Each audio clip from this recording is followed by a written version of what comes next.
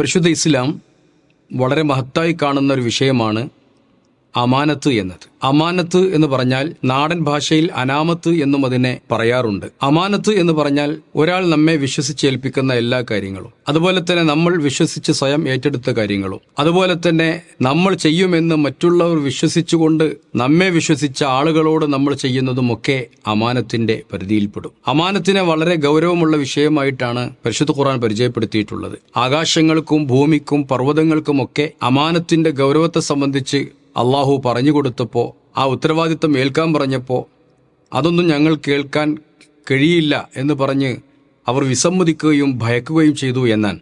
പക്ഷെ മനുഷ്യനാണ് അത് ഏറ്റെടുത്തിട്ടുള്ളത്.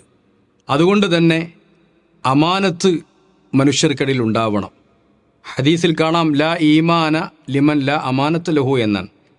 വിശ്വസ്തതയില്ലാത്തവന്, അമാനത്തില്ലാത്തവന് ഈമാൻ തന്നെ ഇല്ല എന്നാണ്. മുഅ്മിനീങ്ങളുടെ വിശേഷണമായിട്ട് പരിശുദ്ധ ഖുർആൻ പറഞ്ഞത് വല്ലദീനഹും ലി അമാനാത്തിഹിം വഅഹദിഹിം റാഊൻ എന്നാണ്. അവർ അവരുടെ അമാനത്തുകളെ കൃത്യമായി നിർവഹിക്കുന്നവരാണ് എന്ന്.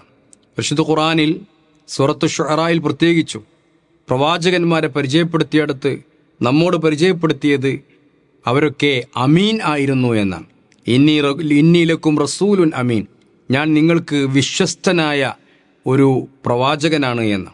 നൂഹ് അലൈഹിസ്സലാം, ഹൂദ്, സ്വാലിഹ്, ഷുഐബ് അലൈഹിമുസ്സലാം, ഇവരെല്ലാവരും അങ്ങനെ അവരെ പരിചയപ്പെടുത്തിയിട്ടുണ്ട് പരിശുദ്ധ ഖുർആനിൽ.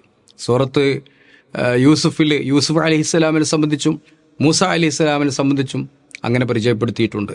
അതുകൊണ്ട് നമ്മളൊരു കാര്യം ഏറ്റെടുത്താൽ ആ ഏറ്റെടുത്തത് കൃത്യമായി നിർവഹിക്കുന്നവരായി നമ്മൾ മാറണം. സമൂഹത്തിൽ ഉത്തരവാദിത്വ നിർവഹണത്തിന് ഏറ്റവും വലിയ പ്രാധാന്യമുണ്ട്.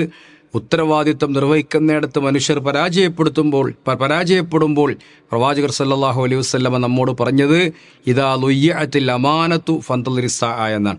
അമാനത്ത് നഷ്ടപ്പെട്ടാൽ ഖിയാമത്ത് നാളിനെ പ്രതീക്ഷിക്കണമെന്നാണ്.